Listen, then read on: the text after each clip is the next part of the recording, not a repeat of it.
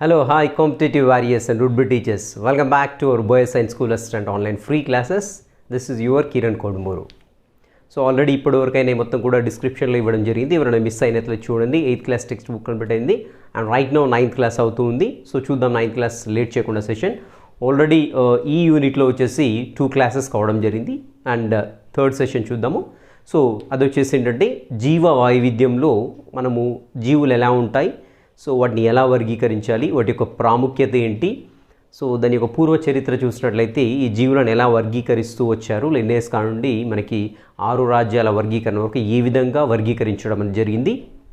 So మరి ఈ యొక్క విట్టేకర్ ఈ విట్టేకర్ మనకేంటి 5 రాజ్యాలుగా వర్గీకరించాడు. సో జీవులను మొత్తం కూడా ప్రజెంట్ మనకి అమల్లో ఉన్నటువంటి వర్గీకరణ ఏదైతే ఉందో 5 రాజ్యాల వర్గీకరణ చెప్పుకోవడం జరిగింది. మరి విట్టేకర్ ఏ బేస్ని చేసుకొని జీవులని 5 రాజ్యాలుగా వర్గీకరించాడో చూద్దాము ఒకసారి. సో ఇక్కడ మనకి థామస్ విట్టేకర్ సో 5 రాజ్యాల వర్గీకరణ చేయడం జరిగింది. So in the year of 1969. So ఈ 5 రాజ్యాల్లో ఇతడు తీసుకున్నటువంటి బేస్ ఏంటి అని చూసినట్లయితే ముందుగా కేంద్రక త్వచాన్ని బేస్ చేసుకున్నాడు. రెండవది వచ్చేసి ఆహారం పొందే విధానం, గుర్తుపెట్టుకోవాలి. రెండు ఆధారాలుగా రెండింటిని బేస్ చేసుకొని మనకి ఏంటంటే ఈ విట్టేకర్ ఈ యొక్క జీవులను మొత్తం కూడా 5 రాజ్యాల క్రింద వర్గీకరించడం జరిగింది. సో అవి వచ్చేసి ఏంటంటే కేంద్రక త్వచం ఉందా లేదా అనే బేస్ చేసుకొని వీటిని వచ్చేసి మనకి మొనీరా అండ్ ప్రొటిస్టాగా వర్గీకరించాడు. ప్రొటిస్టాగా వర్గీకరించడం జరిగింది. అండ్ ఆహారం పొందే విధానాన్ని బట్టేసి జీవులని అగైన్ 3 రకాలుగా విభజించడం జరిగింది. మనకు తెలిసింది అది ఒకటి వచ్చేసి ప్లాంటే అండ్ దెన్ యానిమేలియా, ఇంకోటి వచ్చేసి ఫంగి లేదంటే ఫంజీ ఎలా అయినా అనొచ్చు.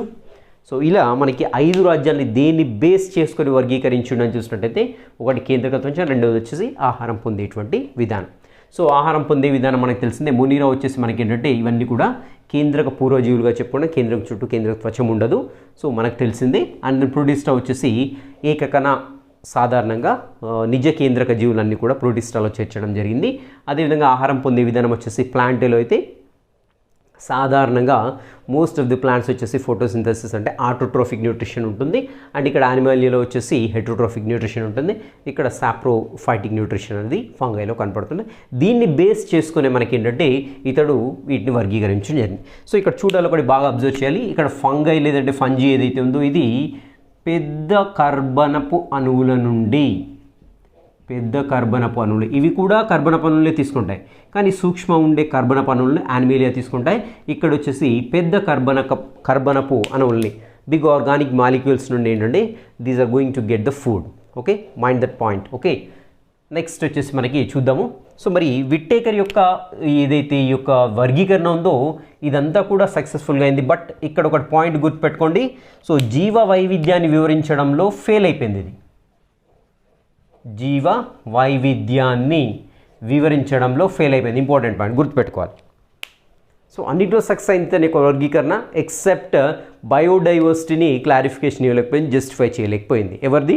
విట్టేకర్ యొక్క వర్గీకరణ. సో మరి దీనికి ఎగ్జాంపుల్గా అన్ని బ్యాక్టీరియాలని అన్నీ కూడా ఒకే రకంగా ట్రీట్ చేయడం జరిగింది. బట్ కొన్ని బ్యాక్టీరియాలు వచ్చేసి ఏంటంటే మనకి ఒడిసే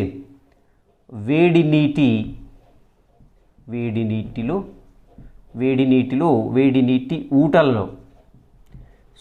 నీటి ఊటల్లో నివసిస్తూ ఉంటాయి కొన్ని.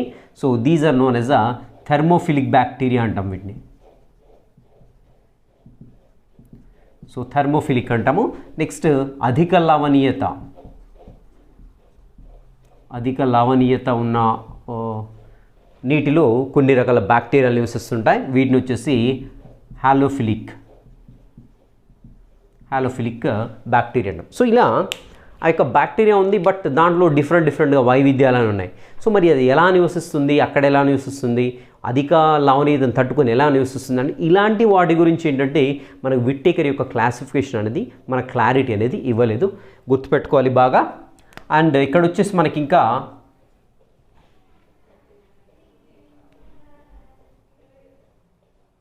సో మరి ఎందుకు ఇలా వేరియేషన్ ఎందుకు ఉన్నది, అన్ని బ్యాక్టీరియాలు ఒకే రకంగా ఎందుకు లేవని చూసినట్లయితే గుర్తుపెట్టుకోండి పాయింట్, డిఎన్ఏలో అమరిక అండ్ వైవిధ్యాలు. దీనికి కారణం ఏంటంటే డిఎన్ఏలో అమరిక అండ్ డిఎన్ఏలో వైవిధ్యాలు ఉండడం ద్వారా కొన్ని రకాల బ్యాక్టీరియాలు తట్టుకునే సామర్థ్యాన్ని కలిగి ఉన్నాయనేసి చెప్పడం నెక్స్ట్ ఫర్దర్గా కనుక్కోవడం జరిగిందన్నమాట, రైట్. సో ఇది వచ్చేసి మనకి ఏంటంటే విట్టేకర్ 5 రాజ్యాల వర్గీకరణ. నెక్స్ట్ ఈ జీవుల యొక్క వర్గీకరణ అంతస్తులు అని ఉంటాయి, అంటే జీవుల్ని ఏ స్టెప్లో ఉంచాలి అనేసి మనకి ఆ అంతస్తులు అనేవి ఉంటాయి. So this is known as a hierarchy of classification. So జీవుల అమరిక ఏ విధంగా ఉండో చూద్దాం. ఇదైతే నేను ఇంపార్టెంట్ బిట్ అనుకుంటున్నాను ఇక్కడ నుండి. సో ఇక్కడ నుండి కన్ఫ్యూజ్ కావడానికి అయితే చాలా ఆస్కారం ఉంది. సో బిట్ ప్రిపేర్ చేయడానికి కూడా అవకాశం ఎక్కువగా ఉంటుంది, కాబట్టి కేర్ఫుల్గా ఉండండి. సో మీరు ఆల్రెడీ ఏదైనా కోడ్ కనిపెట్టుకున్నట్లయితే దాన్ని ఫాలో అవ్వండి. ఇఫ్ నాట్ లేదంటే నేను ఇప్పుడు ఒక టిప్ చెప్తాను, సో దాన్ని ఫాలో అయితే సరిపోతుంది. సో చూద్దాం, ఇది జీవుల యొక్క అమరిక ఏ విధంగా ఉంటుంది. ఓరల్స్ వర్గీకరణ స్థాయిలు లేదంటే అంతస్తులు, వర్గీకరణ స్థాయిలు లేదంటే అంతస్తులుగా చెప్పుకుంటాం వీటిని. సో ఇంగ్లీష్లో అయితే మనకి hierarchy of classification, hierarchy of classification. So ఏ విధంగా ఉంటుందని చూసినట్లయితే ఏ జీవుల వర్గీకరణ అయినా పై అంతస్తు వచ్చేసి మనకి రంగం ఉంటుంది, గుర్తుపెట్టుకోండి. సో దట్ ఈస్ డొమైన్, దీన్ని డొమైన్గా చెప్పుకుంటాం. సో నేను ఫస్ట్ కోడ్ చెప్తాను, తర్వాత మీకు అది చెప్తాను. ఇంగ్లీష్ మీడియం వాళ్ళకు ఒకటి చెప్తాను కోడ్, అండ్ తెలుగు మీడియం వాళ్ళకు కూడా కోడ్ చెప్తాను. సో ముందుగా తెలుగు మీడియం వాళ్ళకు చెప్తున్నాను. అదేంటంటే మనకు తెలిసిందే మన జాతిపిత గాంధీ, రైట్. సో మన జాతిపిత కుటుంబం, జాతిపిత అతని యొక్క కుటుంబం క్రమం తప్పకుండా తరగతులకు వెళ్తూ ఉంది. సో హైలీ ఎడ్యుకేటెడ్ కాబట్టి వాళ్ళు నాయకులు అయిపోయారు, లీడర్స్ అయిపోయారు. సో జాతిపిత అతని యొక్క కుటుంబం క్రమం తప్పకుండా తరగతులకు వెళ్తుంది. సో తరగతికి వెళ్ళిన తర్వాత ఏం చెప్తారు అక్కడ, మన మధ్య వర్గ విభేదాలు ఉన్నట్లయితే, వర్గ విభేదాలు అంటే తెలుసు కదా, సో కమ్యూనిటీ సంబంధించినటువంటి మన డిఫరెన్సెస్. సో మన మధ్య వర్గ విభేదాలు ఏమైనా ఉన్నట్లయితే మన రాజ్యంలో అంటే భారతదేశంలో రణరంగంగా మారిపోయి జీవితం అతలాకుతలం అయిపోతాయి, జీవితాలు అనేవి అతలాకుతలం అయిపోతాయి. వెరీ సింపుల్ ఇక్కడ. సో జాతిపిత కుటుంబంతో క్రమం తప్పకుండా తరగతికి వెళ్తూ, తరగతులు ఏం చెప్తారు, వర్గ విభేదాలు, మనకు వర్గ విభేదాలు ఉన్నట్లయితే రాజ్యం అంతా కూడా రణరంగంగా మారి జీవితం అనేది అతలాకుతలం అయిపోతుంది. This is the small story or small sentence, గుర్తుపెట్టుకోండి. రాస్తాను ఇక్కడ చూడండి ఒకసారి. సో జాతిపిత తన కుటుంబంతో క్రమం తప్పకుండా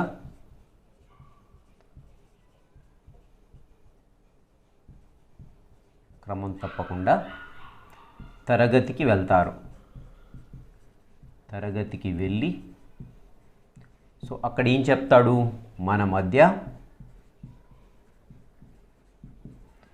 వర్గ విభేదాలు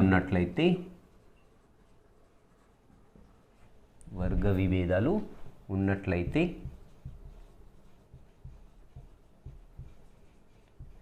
రాజ్యం అంతా రణరంగంగా మారి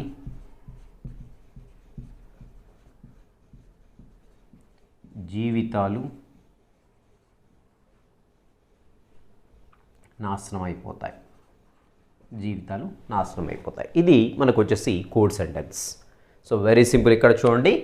సో ఫస్ట్ ఇక్కడ మనకు జాతి అనేది వస్తుంది, క్రింది స్థాయి అంతస్తులు, క్రింది స్థాయి వచ్చేసి జాతి వస్తుంది, రైట్. నెక్స్ట్ పిత అన్నాను ఇక్కడ పి అంటే మనకి ప్రజాతి అని గుర్తుపెట్టుకోండి. సో ప్రజాతి. సో నెక్స్ట్ ప్రజా తర్వాత ఏమొస్తుందని చూసినట్టయితే కుటుంబం వస్తుంది, రైట్. కుటుంబం వస్తుంది. నెక్స్ట్ కుటుంబాలన్నీ కలిసి మనకి క్రమం అనేది వస్తుంది. సో క్రమాలన్నీ కలిసి మనకి తరగతి అనేది ఏర్పడుతుంది. తరగతి వెళ్ళిన తర్వాత సో ఇక్కడ ఏమని చెప్తున్నారు, వర్గ విభేదాలు ఉండదని. అంటే నెక్స్ట్ అనేక తరగతులు కలిస్తే మనకి వర్గం లేదంటే విభాగం. బాగా గుర్తుపెట్టుకోవాలి, ఇది విభాగం. వర్గాన్ని విభాగం అని కూడా అంటారు, రైట్. సో వర్గ విభేదాలు ఉన్నట్లయితే ఏమవుతుంది, రాజ్యం. సో రాజ్యం అంటే కింగ్డమ్. సో అనేక వర్గాలు కలిసినట్లయితే రాజ్యం ఏర్పడుతుంది. సో అనేక రాజ్యాలు కలిస్తే రాజ్యం అంతా రణరంగంగా మారుతుంది, రంగం. సో రాజ్యాలు కలిసి రంగం, డొమైన్ ఏర్పడుతుంది. సో నెక్స్ట్ ఇక్కడ నుండి జీవం అనేది ఏర్పడుతుంది, రైట్. జీవితాలు అన్నాం కదా, జీవం. సో ఇది వచ్చేసి మనకి కంప్లీట్గా మనకి ఈ యొక్క క్లాసిఫికేషన్లో ఉన్నటువంటి హైరార్కీ లేదంటే వివిధ అంతస్తులుగా చెప్పుకుంటాము. సో జాతి, జాతి నుండి ప్రజాతి, అనేక కుటుంబం, కుటుంబాలు కలిసే క్రమం, క్రమం కలిసే తరగతులు, తరగతులు కలిసే వర్గం ఆర్ విభాగం ఏర్పడుతుంది. విభాగాలు కలిసే రాజ్యం, రాజ్యం నుండి రంగం, రంగం నుండి జీవం. సో ఈ సీక్వెన్స్ గుర్తుపెట్టుకోండి. సో ఎప్పుడైనా మనం ఏదైనా ఒక కోడ్ వర్డ్ తయారు చేసుకున్నా, ఒక కోడ్ సెంటెన్స్ తయారు చేసుకున్నా, దానిలోని పదాల వరుస క్రమం మారకూడదు. మారితే మనము రాంగ్ స్టెప్ వేస్తాం. కంపల్సరీ గుర్తుపెట్టుకోండి, ఖచ్చితంగా ఆ పదాల వరుస క్రమం మారదు. వరుస క్రమం మారొద్దంటే ఏంటి, ఆ కథ అనేది ఒక మీనింగ్ఫుల్గా ఉండాలి. మీనింగ్ఫుల్గా లేకుండా దాంట్లోని ఫస్ట్ లెటర్స్ అన్ని తీసుకొని ఏదో మనకు అన్నోన్ వర్డ్ తయారు చేసుకోవడము, ఏదో తెలియని ఒక పిచ్చి పదాన్ని తయారు చేసుకుంటే అది గుర్తుండదు. సో గుర్తుండాలంటే మనం తయారు చేసుకునేటువంటి నిమోనిక్ కానివ్వండి, మనం తయారు చేసుకునే కథ కానివ్వండి, మనం తయారు చేసుకునే సెంటెన్స్ కానివ్వండి, మీనింగ్ఫుల్గా ఉన్నట్లయితే బాగా గుర్తుండిపోతుంది.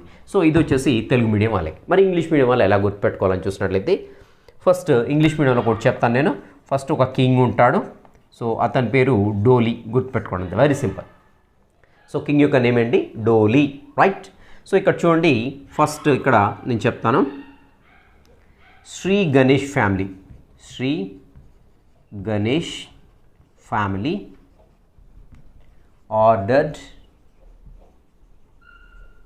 Sri Ganesh family ordered classic files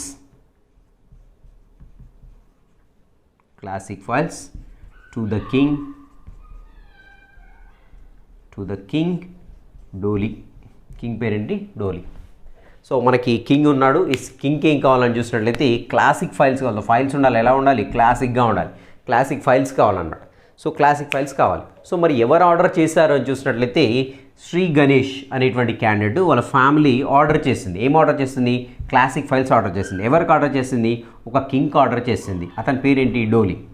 Shri Ganesh family order classic files to the king Dolly. ఇది మనకి వచ్చేసి సెంటెన్స్. ఇప్పుడు చూద్దాం, ఇక్కడ ఎస్ అంటే స్పీసెస్, రైట్. ఇక్కడ రాస్తున్నాను స్పీసెస్. నెక్స్ట్ జీ అంటే జీనస్. నెక్స్ట్ వచ్చేసి ఆల్రెడీ ఫ్యామిలీ ఉంది కాబట్టి యాస్టీస్గా ఫ్యామిలీ రాసేయండి.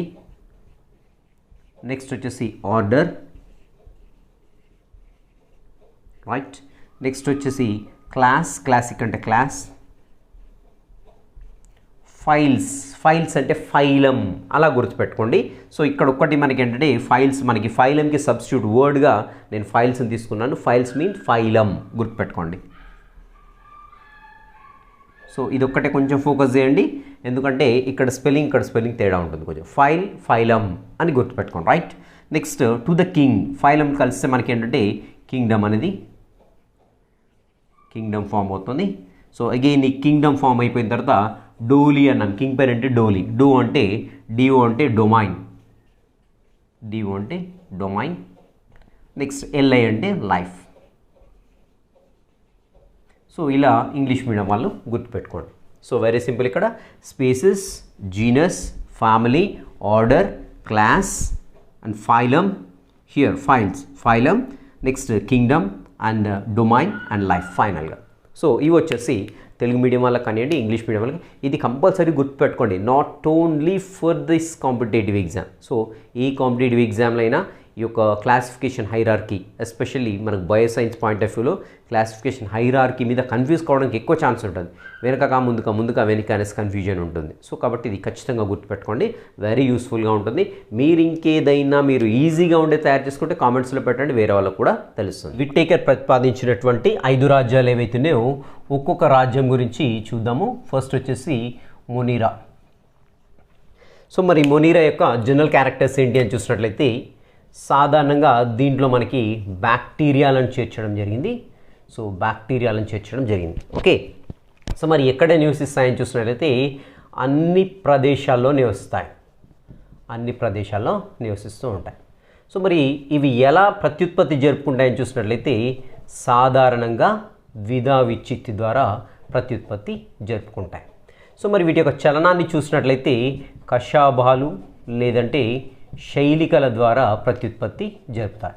మరి ఇవి హానికరమా అంటే సాధారణంగా కొన్ని హాని చేస్తూ ఉంటాయి మనుషులకి, లేదంటే జంతువులకి, లేదంటే వృక్షాలకి, లేదంటే కొన్ని మాత్రం ఉపయోగకరంగా కూడా ఉంటాయి. సో మనం ఆల్రెడీ 8th క్లాస్లో చూడడం జరిగింది. సో ఉపయోగకరమైన సూక్ష్మజీవులు ఏంటి, అదేవిధంగా హాని చేసే సూక్ష్మజీవులను అవి కలిగించేటువంటి వ్యాధులు అనేవి చూడడం జరిగింది. ఇవి వచ్చేసి మొనీరా. సో కొన్ని చూసినట్లయితే మొనీరా రాజ్యంలో కొన్ని చూసినట్లయితే గడ్డు పరిస్థితుల్లో బాగా నివసిస్తాయి, గడ్డు పరిస్థితుల్లో కూడా తట్టుకొని నివసిస్తూ ఉంటాయి. సో గడ్డు పరిస్థితులు ఏంటి, అధిక వేడి కావచ్చు, అధిక లోతు కావచ్చు, అధిక పీడనం కావచ్చు, అధిక శీతలం కావచ్చు, ఇలాంటి ప్రదేశాల్లో కూడా కొన్ని తట్టుకొని నివసిస్తూ ఉంటాయి మొనీరా రాజ్యంలో. రైట్. సో మరి ఇక్కడ ఎగ్జాంపుల్ చూసినట్లయితే ఇవన్నీ కూడా గుర్తుపెట్టుకోండి కేంద్రక పూర్వజీవులు. So all the organisms which we can find in the Monera are the prokaryotes. So ఇవన్నీ కూడా ఇంకా అన్ని ప్రదేశాల్లో నివసిస్తుంటాయి. And these are going to be replicated by the binary fission. గుర్తుపెట్టుకోండి, బైనరీ ఫిషన్ తోటి ఇవన్నీ కూడా పిల్ల జీవులు ఉత్పత్తి చేస్తాయి. And locomotory organs in this Monera organisms are the flagellum and cilia. Flagellum, cilia తోటి ఏంటంటే అవి ఒక దగ్గర నుంచి మరొక దగ్గరికి మూవ్ అవుతూ ఉంటాయి. And these are harmful at the same time these are useful organisms. Okay, and extreme కండిషన్స్లో కూడా ఇవి నివసిస్తూ ఉంటాయి. Extreme condition in the sense very hot springs కావచ్చు, వెరీ కోల్డ్ ఏరియాస్ కావచ్చు, ఇలాంటి ప్రదేశాలు ఇవి నివసిస్తూ ఉంటాయి అన్నమాట. So these are the characteristics of the Monera. Right. So వీటికి ఉదాహరణ చూసినట్లయితే సో అన్ని రకాల బ్యాక్టీరియాలు వస్తాయి. నెక్స్ట్ గుర్తుపెట్టుకోవాలి బాగా అనాబినా, దీని మీద ఫోకస్ చేయండి. రైట్, అనాబినా నీలి అపక్షయవరమది. ఓకే, సో మరి ఈ మొనీరాని మళ్ళీ అగైన్ దీంట్లో క్లాసిఫికేషన్ చూసినట్లయితే మనకి యూ బ్యాక్టీరియా ఉంటుంది దీంట్లో, నెక్స్ట్ ఆర్కీ బ్యాక్టీరియా ఉంటుంది, ఆర్కీ బ్యాక్టీరియా, నెక్స్ట్ వచ్చేసి సైనో బ్యాక్టీరియా.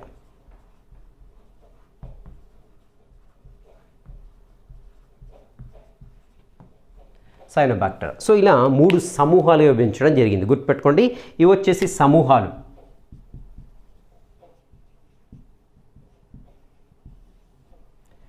ఇక్కడ వచ్చేసి మొనీరా వచ్చేసి ఇది రాజ్యం. గుర్తుపెట్టుకోవాలి, బాగా గుర్తుపెట్టుకోవాలి. మొనీరా వచ్చేసి రాజ్యం, ఇవి వచ్చేసి సమూహాలు. మరి యూ బ్యాక్టీరియా ఏంటి అంటే చూసినట్లయితే అసలు నిజమైన బ్యాక్టీరియానే యూ బ్యాక్టీరియా. యూ అంటే ఎక్కడైనా నిజమే, గుర్తుపెట్టుకోండి. సో నిజ కేంద్రక జీవుల్లో కూడా ఏంటి యూ క్యారియోట్స్ అంటాం. యూ అంటే నిజ, క్యారియో అంటే కేంద్రకం. నిజ కేంద్రక జీవుల్ని యూ క్యారియోటిక్స్ అంటాం. రైట్. సో ఇక్కడ కూడా యూ అని వచ్చిందంటే నిజ బ్యాక్టీరియా, నిజమైనటువంటి బ్యాక్టీరియా, నిజమైన బ్యాక్టీరియాగా చెప్పుకుంటాం. సో దీనికి ఎగ్జాంపుల్స్ కూడా ఇవ్వడం జరిగింది. ఖచ్చితంగా గుర్తుపెట్టుకోవాల్సిందే ఇది స్ట్రెప్టోకోకస్.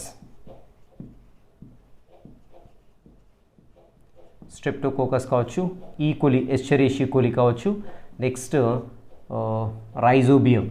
సో ఈ 3 కూడా ఎగ్జాంపుల్స్ ఇవ్వడం జరిగింది. ఖచ్చితంగా గుర్తుపెట్టుకోవాల్సిందే. ఎగ్జాంపుల్స్ 3 లేకుంటే 4 ఇచ్చిందంటే మల్టిపుల్ చాయిస్ క్వశ్చన్స్లో 3 చాయిస్లు పేపర్ సెటర్ దగ్గర ఉన్నట్టే. కాబట్టి ఖచ్చితంగా ఇవి గుర్తుపెట్టుకోవాల్సిందే. సో స్ట్రెప్టోకోకస్, స్ట్రెప్టో అనే వర్డ్ ఎక్కడ వచ్చింది 8th క్లాస్లో ఒకసారి రికాల్ చేసుకోండి. Streptomycin, Aureomycin. సో అక్కడ యాంటీబయాటిక్స్లో వచ్చింది, సూక్ష్మజీవ నాశకాలు. సో స్ట్రెప్టోమైసిన్ అనేటువంటి ఏదైతే సూక్ష్మజీవనాశకం ఉందో అది స్ట్రెప్టోకోకస్ అనేటువంటి బ్యాక్టీరియా నుండి ఉత్పత్తి చేస్తారు. గుర్తుపెట్టుకోండి, అన్ని సూక్ష్మజీవనాశకాలు శిలీంధ్రాల నుంచి కాదు, కొన్ని సూక్ష్మజీవ నాశకాలు బ్యాక్టీరియా నుండి కూడా తయారు చేస్తారు. అలాంటి వాటిలో ఒకటి స్ట్రెప్టోమైసిన్, దీన్ని స్ట్రెప్టోకోకస్ అనేటువంటి బ్యాక్టీరియా నుండి తయారు చేస్తారు. గుర్తుపెట్టుకోండి, ఇవన్నీ కూడా వచ్చేసి నిజమైన బ్యాక్టీరియా.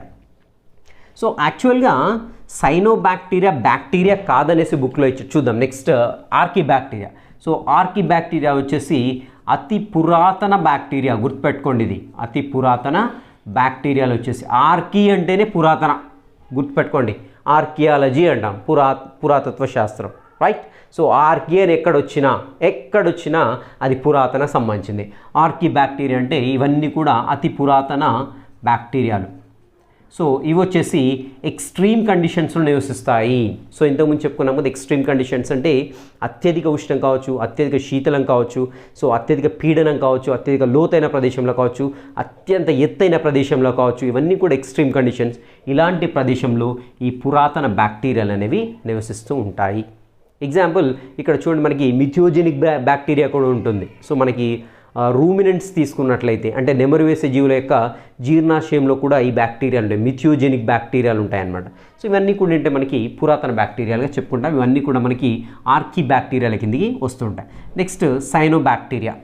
సో సైనోబ్యాక్టీరియా మనందరికీ తెలిసిందే. ఈ సైనోబ్యాక్టీరియా వచ్చేసి లోపలి వైపు గుర్తుపెట్టుకోవాలి బాగా, లోపలి వైపు బ్యాక్టీరియాని పోలి ఉంటుంది. సో బయటి వైపు చూసినట్లయితే ఇది శైవలాన్ని పోలి ఉంటుంది. గుర్తుపెట్టుకోండి, సైనోబ్యాక్టీరియా లోపలి బ్యాక్టీరియాని, బయట వైపు శైవలాన్ని పోలి ఉంటుంది. ఇది స్వతహాగా కిరణజన్ సంయోగక్రియ జరుపుకొని తన యొక్క ఆహారాన్ని తయారు చేసుకుంటూ ఉంటుంది. సో ఇక్కడ సైనోబ్యాక్టీరియాకి మనకు టెక్స్ట్ బుక్లో ఇచ్చాడు, ఇది అసలైన బ్యాక్టీరియా కాదు, ఇది బ్యాక్టీరియా కాదు అనేసి ఇవ్వడం జరిగింది. గుర్తుపెట్టుకోవాలి కంపల్సరీ. ఇది మొనీరా రాజ్యంలో బ్యాక్టీరియాలు కానటువంటి సమూహం ఏది అని అనడానికి ఛాన్స్ ఉంటుంది. అప్పుడు ఏం చేస్తాం, మనము సైనోబ్యాక్టీరియా పెట్టాల్సి వస్తుంది. యాక్చువల్గా ఇది టెక్స్ట్ బుక్ రాసిన వాళ్ళ తప్పిదం అనుకుంటాను. ఇది బ్యాక్టీరియా అని యాక్చువల్గా సైనోబ్యాక్టీరియా అనేది అది యూ బ్యాక్టీరియా. యాక్చువల్గా ఇది సెపరేట్ గ్రూప్ ఏమి ఉండదు. సో మనకి ఎన్సీఆర్టీ బుక్ చూసినట్లయితే ఫస్ట్ ఇంటర్లో క్లియర్గా మెన్షన్ చేస్తాడు. అక్కడ మొనీరాలో వచ్చేసి యూ బ్యాక్టీరియాలో సైనోబ్యాక్టీరియాని మెన్షన్ చేయడం జరుగుతుంది. బట్ అది కాదు, మనకి స్టాండర్డ్ ఏంటి అంటే మనం ఎగ్జామ్ రాస్తున్నాం దేని నుంచి, 9th క్లాస్ బుక్ నుండే. కాబట్టి 9th క్లాస్లో తప్పు ఉంటే తప్పే రైట్ మనకి ఎగ్జామ్లో, అంతే గుర్తుపెట్టుకోండి. బట్ నాలెడ్జ్ కోసం గుర్తుపెట్టుకోండి, cyanobacteria is the you bacteria, నిజమైన బ్యాక్టీరియానే, రైట్. సో మన బుక్లో మాత్రం ఇది బ్యాక్టీరియా కాదని ఇచ్చండి, గుర్తుపెట్టుకోండి. సో ఇవి వచ్చేసి మనకి కంప్లీట్గా బ్యాక్టీరియాలకు సంబంధించినటువంటి ఇన్ఫర్మేషన్, రైట్. సో నెక్స్ట్ వచ్చేసి ప్రోటిస్టా. దీన్ని ప్రోటోక్టిస్టా అని కూడా అంటారు. సో ప్రోటిస్టా గ్రూప్ని ప్రోటోక్టిస్టా అని కూడా అంటారు. సో మరి దీంట్లో జీవులు ఎలా ఉంటాయి, వీటి యొక్క లక్షణాలు చూసినట్లయితే ఏకకేంద్రక అయినా ఉండొచ్చు, ఏకకణ జీవులైనా ఉండొచ్చు, లేదంటే బహుకణ జీవులైనా ఉండొచ్చు. బహుకణ నిజకేంద్రక జీవులు, రైట్. ఇక్కడ చూడండి, అధిక జీవులు ఎక్కువగా ఏకకణ జీవులే. సో కొన్ని మాత్రం బహుకణ జీవులు ఉంటాయి, అన్నీ కూడా నిజకేంద్రక జీవులే, గుర్తుపెట్టుకోండి, రైట్. సో మరి ఇవి ఎక్కడ నివసిస్తాయని చూసినట్లయితే సాధారణంగా నీటిలో ఎక్కువగా నివసిస్తూ ఉంటాయి. సో మరి వీటి యొక్క ప్రత్యుత్పత్తి ఏ విధంగా జరుగుతుందని చూసినట్లయితే ద్విధా విచ్ఛితి కావచ్చు, రైట్. సో బైనరీ ఫిషన్ అంటాం, లేదంటే మల్టిపుల్ ఫిషన్ బహుదా విచ్ఛితి కావచ్చు, లేదంటే సంయుగ్మం, సో కాంజుగేషన్ అంటాం, కాంజుగేషన్. సో ఇలా మనకేంటంటే ఈ ప్రోటిస్టా లేదంటే ప్రోటోక్టిస్టా అనేటువంటి జీవులు వచ్చేసి మనకి ఏకకణ లేదంటే కొన్ని బహుకణ నిజకేంద్రక జీవులు ఇవన్నీ కూడా. నెక్స్ట్ వచ్చేసి ఇవి నీటిలో ఉంటాయి. వీటి యొక్క ప్రత్యుత్పత్తి చూసినట్లయితే ద్విధా విచ్ఛితి, బహుదా విచ్ఛితి, లేదంటే సంయుగ్మం conjugation. So binary fission, multiple fission and conjugation ద్వారా ఏంటంటే ఇవి రెప్లికేట్ అవుతూ ఉంటాయి అన్నమాట, రైట్. మరి ఇవి కొన్ని వచ్చేసి ఒంటరిగా నివసిస్తూ ఉంటాయి, గుర్తుపెట్టుకోండి. కొన్ని వచ్చేసి సమూహాలుగా నివసిస్తాయి. సో కొలోనియల్ ఆర్ సాలిడర్ అంటాం వీటిని. సో ఒంటరిగా నివసిస్తుంటాయి, కొన్ని వచ్చేసేమో సమూహాలుగా నివసిస్తుంటాయి. సో వీటి యొక్క ఆహార సేకరణ చూసినట్లయితే ఆటోట్రోఫిక్ ఉండొచ్చు, ఆటోట్రోఫిక్ అయినా ఉండొచ్చు, లేదంటే హెటిరోట్రోఫిక్ న్యూట్రిషన్ అయినా ఉండవచ్చు. సో స్వయం పోషణ అయినా లేదంటే పరపోషణ పద్ధతులు ఏంటంటే ఆహారాన్ని సంగ్రహిస్తూ ఉంటాయి. ఓకే, సో ఇవి వచ్చేసి మనకి ప్రోటిస్టాకు సంబంధించినటువంటి జనరల్ క్యారెక్టర్స్, రైట్. నెక్స్ట్ చూద్దాము శిలీంధ్రాలు. సో వీటిని ఫంజీ అంటాం. సో ఇక్కడ ఫంజీ చూడండి, ఇక్కడ మనకి చాలా వరకు బహుకణ జీవులు. సో ఇక్కడ వచ్చేసేమో కొన్ని మాత్రమే బహుకణ జీవులు, ఇక్కడ మాత్రం చాలా వరకు బహుకణ జీవులు, కొన్ని మాత్రం ఏకకణ జీవులు, కొన్ని మాత్రం ఏకకణ జీవులు. సో మరి ఇవి ఎక్కడ పెరుగుతాయని చూసినట్లయితే సాధారణంగా నేలలో పెరగవచ్చు, నేలపైన పెరగవచ్చు, లేదంటే చెట్లపైన పెరగవచ్చు, గుర్తుపెట్టుకోండి. లేదంటే కుళ్ళుతున్న పదార్థాలపైన, కుళ్ళిపోతున్న పదార్థాలపైన పెరుగుతూ ఉంటాయి, రైట్. సో వీటి యొక్క అడుగు భాగం చూసినట్లయితే వేర్లను పోలి ఉన్న నిర్మాణాలు ఉంటాయి, కానీ వేర్లు కాదు, నిజమైన వేర్లు కాదు. సో ఈ నిర్మాణాల నుండి సాధారణంగా పోషకాల్ని ఆ యొక్క సబ్స్ట్రేట్ నుండి గ్రహించడానికి వీలవుతూ ఉంటుంది. అంతేకాకుండా ఇవి సిద్ధ బీజాలని ఉత్పత్తి చేస్తాయి.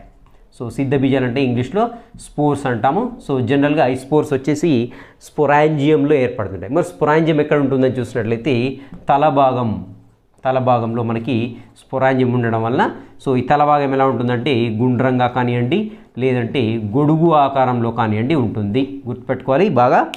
సో ఇది మనకి శిలీంధ్రం అనుకున్నట్లయితే ఈ తలభాగం చూసినట్లయితే ఇలా గుండ్రంగా ఉంటుంది, రైట్. సో మరి కొన్ని శిలీంధ్రాలు చూసినట్లయితే మనకు తెలిసింది, సో దీని యొక్క తలభాగం వచ్చేసి ఇలా గొడుగు ఆకారంలో ఉంటుంది. సో అది అగారికస్ మనకు తెలిసింది, అది పుట్టగొడుగు. సో పుట్టగొడుగు యొక్క తలభాగం చూసినట్లయితే గొడుగు ఆకారంలో ఉంటుంది, రైట్. సో ఇంకా ఏం చేస్తాయి శిలీంధ్రాలను చూసినట్లయితే కొన్ని వచ్చేసి వ్యాధులను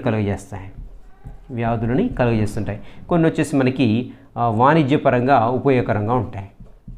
సో వాణిజ్యపరంగా ఉపయోగకరంగా కూడా ఉంటాయి,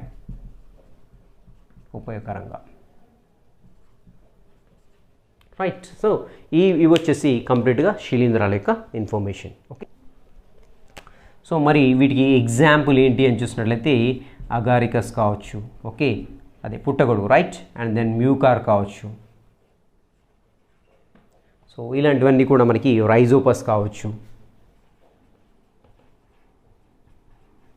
సో ఇలాంటివన్నీ కూడా మనకి శిలీంధ్రాలకి ఉదాహరణగా చెప్పుకుంటూ ఉంటాం, రైట్. సో ఇది వచ్చేసి ఈరోజు సెషన్. నెక్స్ట్ సెషన్లో వచ్చేసి ఇంకా 2 మిగిలిపోయిన విట్టేకర్లో. సో అది వచ్చేసి వృక్షాలేంటి, జంతువుల యొక్క వర్గీకరణ చూద్దాం. Till then have great day.